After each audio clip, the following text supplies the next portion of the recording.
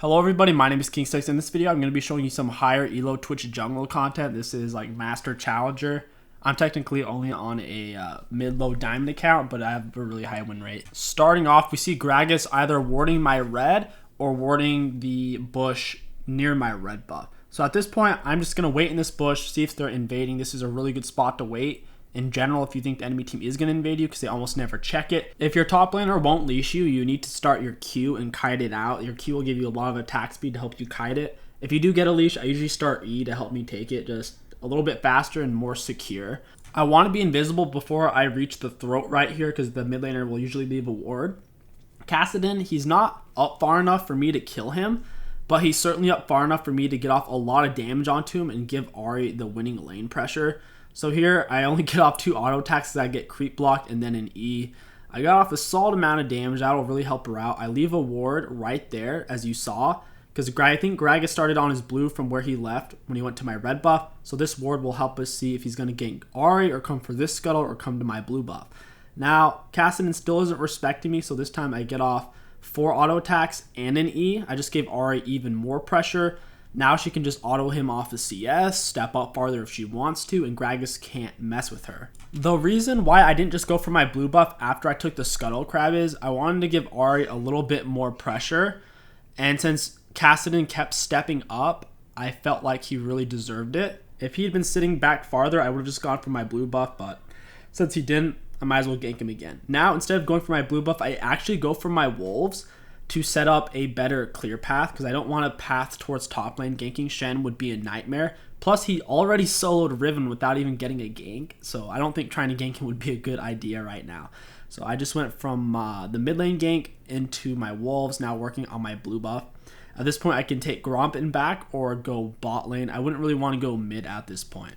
I do my Gromp before the gank because I was waiting on 𝐒𝐿𝐾 to show up. Now I'm going to go invisible before I get too close, because they usually have 1 or 2 of those bot lane bushes warded in this ELO. It's usually the one closest to them, so I want to be invisible before I get to that point. I don't think I can get a kill here, but I figure I can get off some form of harass. The Pyke gets off a great throw onto me. That was a really good job on his part, landing his hook. I was hoping that Lucian and Pyke would have been playing a little bit aggressive. It's a little bit tricky though, since we have a Heimerdinger. It makes it a little bit harder to gank, because people don't typically play aggressive against Heimerdinger because of his turrets. So in this case, I just finished my Gromp. I figured I'd hope for the best and do a solid gank with my bot lane. It didn't turn out, but I also didn't waste that much time, since I was doing my Gromp while I waited for 𝐒𝐿𝐾 to come there. Now, if my Gromp was already down and 𝐒𝐿𝐾 was at base, I would have just backed. I wouldn't have waited for that.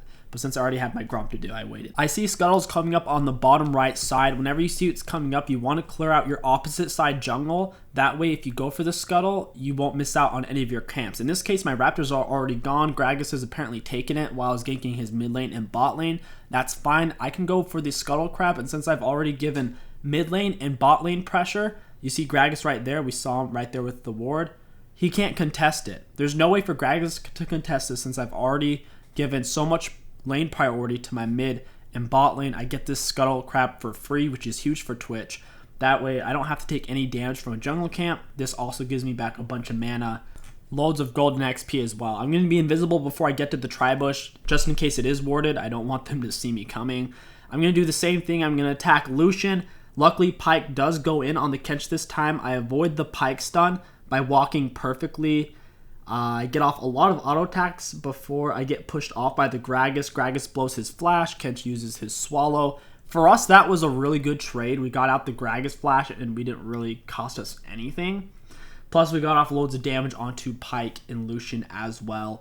Right now, I'm just waiting for Pyke to waste his hook on the 𝐿𝐾. He didn't. I juke it. I get off a lot of damage. At this point, there's no reason for me staying. They have too much health, and we don't have the kind of damage to kill them under turret. Maybe if we had a Xerath or a Lux poking them down, maybe, but we just don't have that.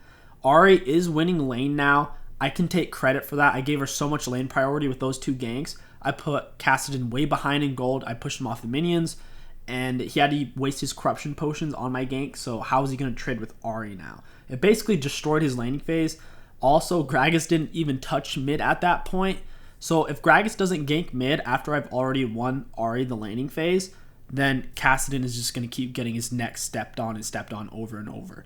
So now Ahri can build up her lead on her own. I technically don't have a kill or an assist at this point, but I have contributed quite a bit of map pressure. If you were paying attention to the fast motion, I took my Raptors and red buff. At that point, I don't want to stay for golems because I saw 𝐒𝐿𝐂𝐻𝐿 was going to be up soon. It was gray. That means it's a minute or less. When it turns yellow, that means it's 20 seconds or less. So I just went for my Raptors and a red buff, recall straight into 𝐒𝐿𝐂𝐻𝐿. At this point, I could go up, do Wolves, Grot, and blue gank bot. But since I am level 6 and I know bot lane is missing sums, I figured this is a good time to gank. They're playing fairly aggressive. Pyke has no dash at this point, so if they step up, they didn't back all the way to their turret, so I'm going to activate ulti, get off another auto, E them, and I pick up the kill. Notice how I waited to use my E until he was out of range of my auto attacks. Your E has more range than your autos on Twitch, even on your ulti. So when you can no longer reach them or chase them, that's when you want to go ahead and use your E, and that's how I got the kill on Lucian. Big mistake for Pyke engaging onto my Heimerdinger even when he was alone. If you don't know where Twitch is, or if you don't know where Master Yi is, assuming Master Yi is level 6, you don't want to engage on their team because Twitch is a mop-up champion. If you're out of position, it gives him the time he needs to mop you up. And that's how he snowballs and wins the game. We can take Dragon since we just killed the bot lane, no one to contest. After Dragon, my ultimate isn't up, I haven't bought my item, so I'm just going to go back in my jungle, do a proper clear route. I'm going to start with my blue buff, and now just work my way to my wolves. After blue buff, for technically the best clear, I could have done Gromp, wolves, raptors, then golems.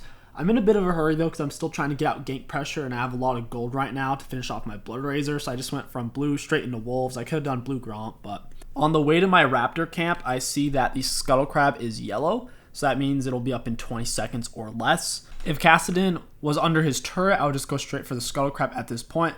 But since Kassadin is kind of just sitting in the middle of mid lane, as long as Ahri lands her charm, we should pick up the kill. Even if he ults away, Ahri has 3 dashes and his ultimate's on like a 4 or 5 second cooldown right now, so we should be able to keep up with him. As long as she lands charm, I all in him, I red smite. I don't even use my ulti since I'm right on top of him.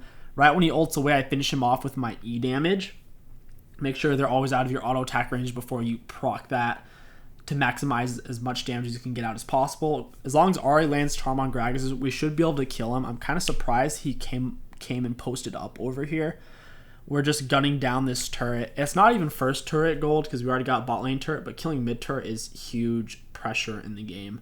So I'm using my Q, attacking as much as I can. I end up flashing away, throwing a W before I do, and ulting onto the Gragas, landing an E right as he's getting away. If Shen didn't ult there, we definitely would have killed him 100%. It wasn't bad. I'll use my flash any day to finish off a turret and to force a Shen ultimate. It was a good trade. Gragas is low, so I feel comfortable going for 𝐒𝐿𝐂𝐻𝐿. I just need to keep my eyes out for Shen and Kassadin. So I have my eyes glued to my minimap right now. I see Cass mid, and I don't see Shen anymore. I feel like he probably just backed.